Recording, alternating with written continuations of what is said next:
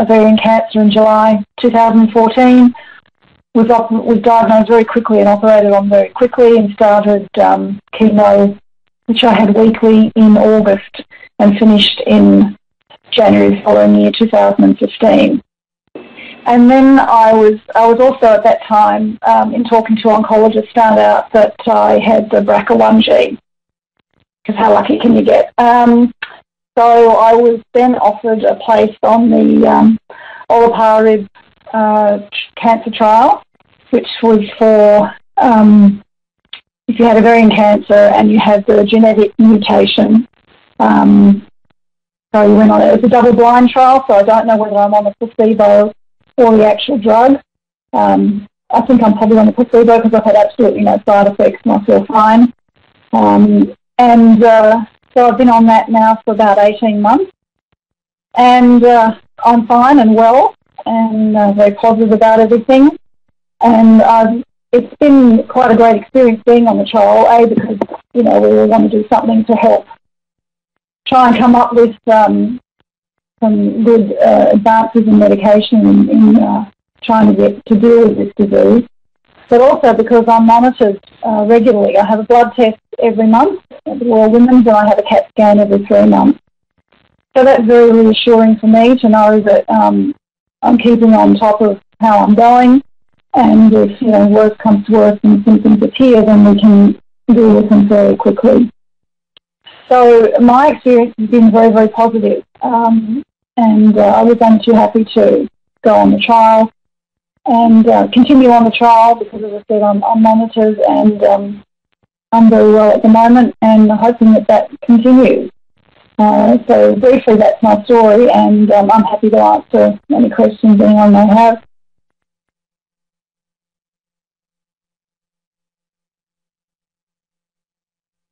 I don't know what else you'd like to know, Anne-Marie, if there's anything else that I might have... Yeah, why don't you speak, Jackie, just a wee bit more about how you got onto the trial, that whole process, how you heard about it, who recommended it, did you have to do some research yourself? No, I was lucky I was at the Royal Women's, so I went for my genetic testing, and in speaking with Claire Scott, she's been wonderful. She mentioned the trial and would I like to be a participant? And once I heard, really that it's taking, a couple of tablets a day, so it's pretty easy, and the side effects are not particularly onerous, and as I said, I haven't had anything at all. So I just was very happy to go on the trial. So I didn't really have to, I obviously asked the questions when you see your oncologist, are there any trials I can go on? Is there anything else you can do? And because I came back with the BRCA1 and the trial was still having people needing to go on it, it was offered to me.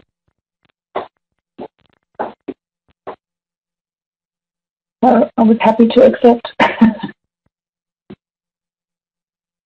Thank you. Thanks very much, Jackie. So it's a bit of a call out now that people who are registered to listen to this session, if you would like to pose a question. And as I say that, I have some questions popping up. Jackie, this is from Hayley. I wondered if you are on the placebo, has your doctor let you know whether you will have access to the medication after the trial? The trial's ongoing. I actually asked that question today, and I believe it's the first line trial. So I think what this drug is trying to do is that if you relapse, if your cancer comes back, then yes, I would be offered. I believe I'd be offered the drug, and I would yes. The answer is yes. I would be offered the drug after the trial, I believe. Yes. Thank you, Jackie. From Jeanette, we have a question. What trials are available with people with BRCA1 and 2 negative?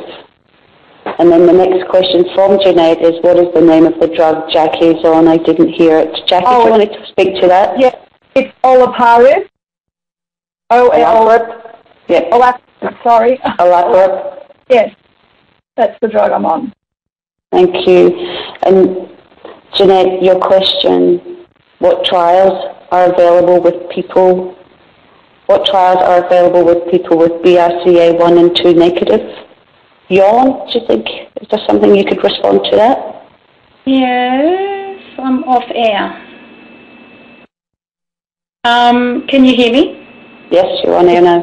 So there'll be different clinical trials open in different states, and I'm conscious that this is national. Some of them will be dependent on the stage and type of ovarian cancer that you have, whether it's a low-grade or a high-grade cancer. Some of them will be these immune checkpoint inhibitors. Some of them are looking at novel agents, novel signalling agents. But there are other clinical trials for patients whose tumours have occurred outside that setting of an inherited BRCA1 or 2 gene change. The other thing is a concept that I actually mentioned before, is that has your tumour actually got, while you haven't inherited one of these genetic changes, does your tumour in fact have one of those genetic changes, meaning that you would be eligible for potentially thinking about a place on a clinical trial using these PARP inhibitors, and olaparib is a PARP inhibitor. So Jeanette, your next question is olaparib is for BRCA positive cancers. Yes.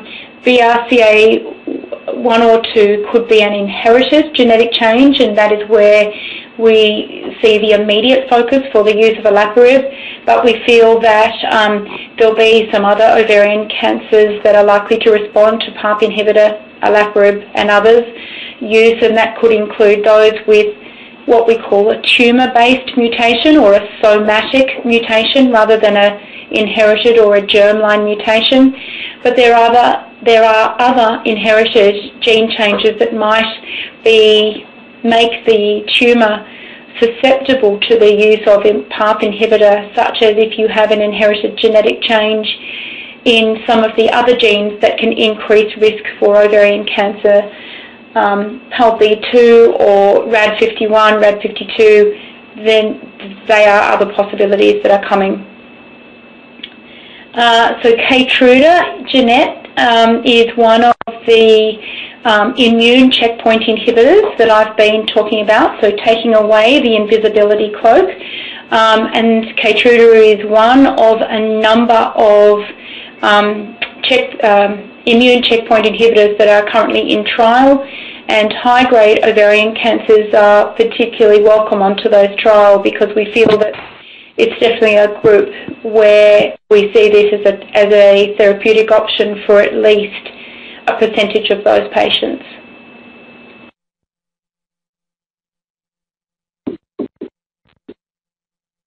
Now, Yolande, there's a couple more that's come through. Jeanette says, thank you.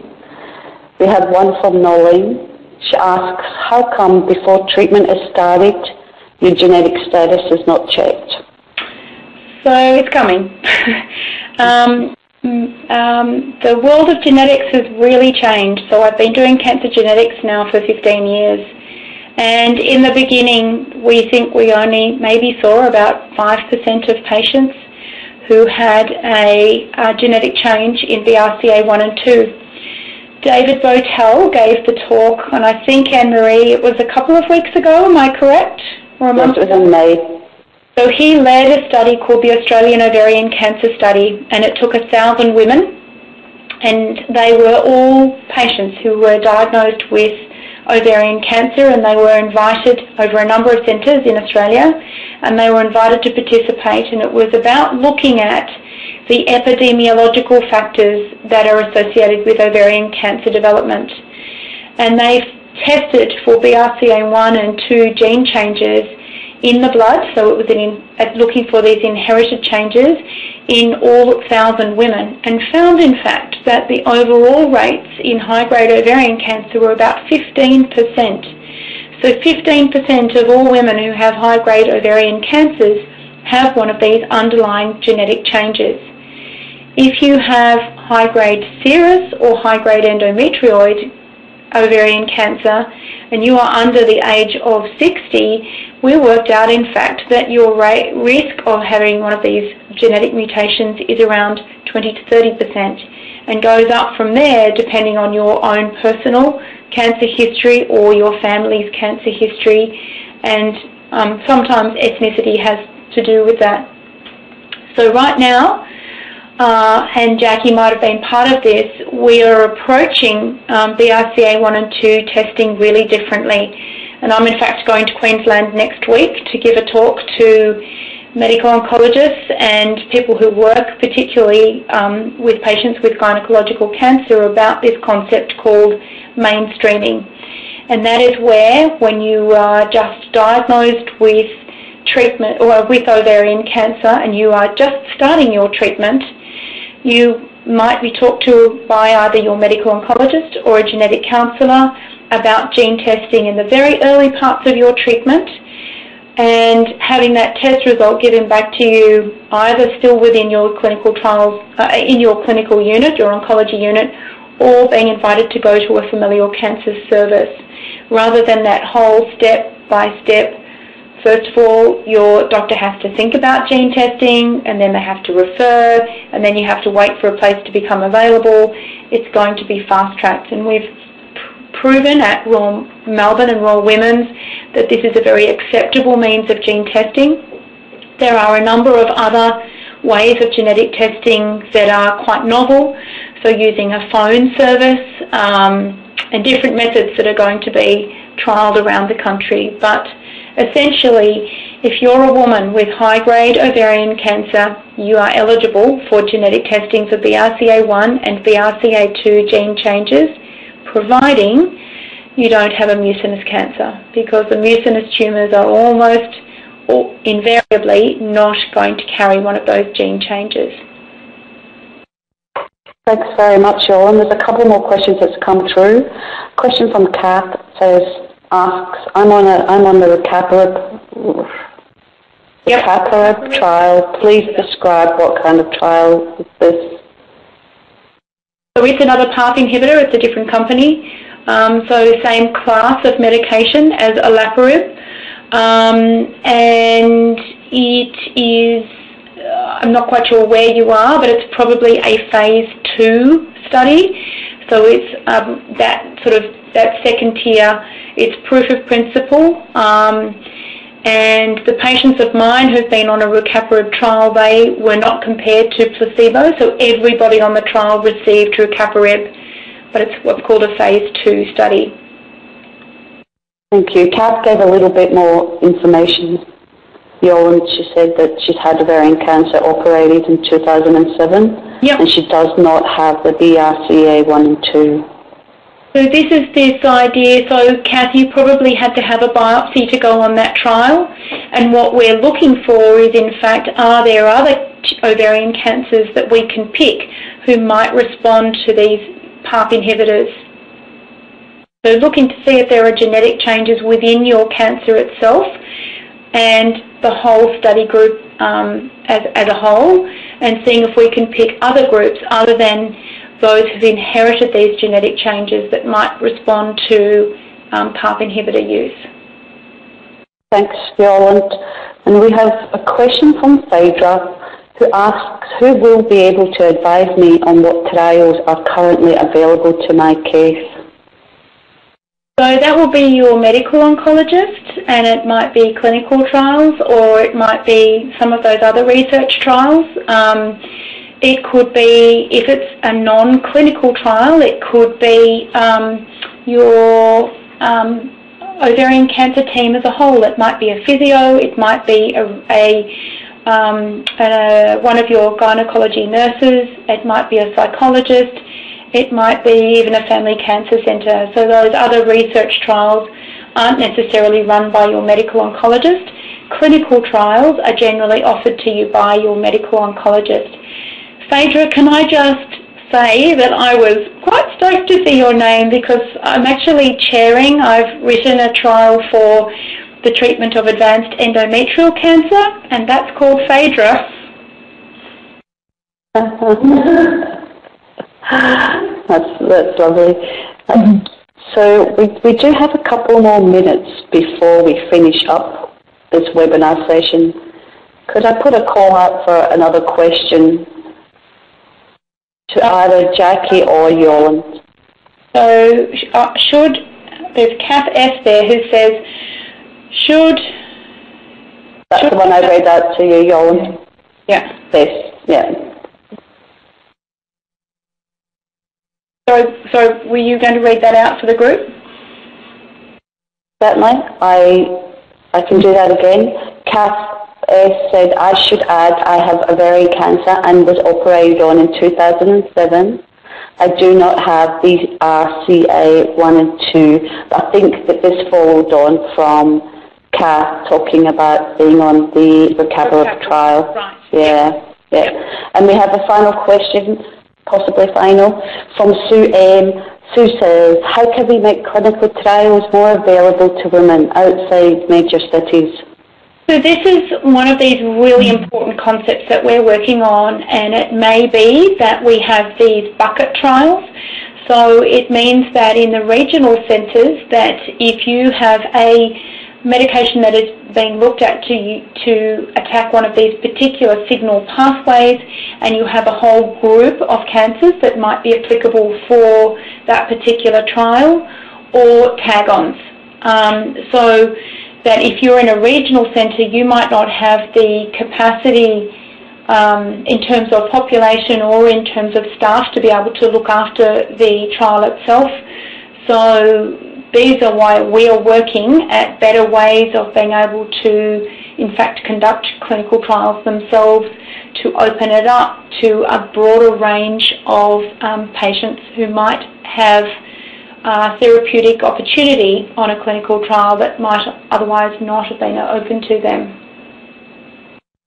Thanks, Yolande. We have 2 more questions, and I think we'll make those our final questions. The first one comes from Jeanette. It's many years since I was originally diagnosed. How will I know if my current cancer progress has mutated? So that's sometimes done with another biopsy using a needle in the future.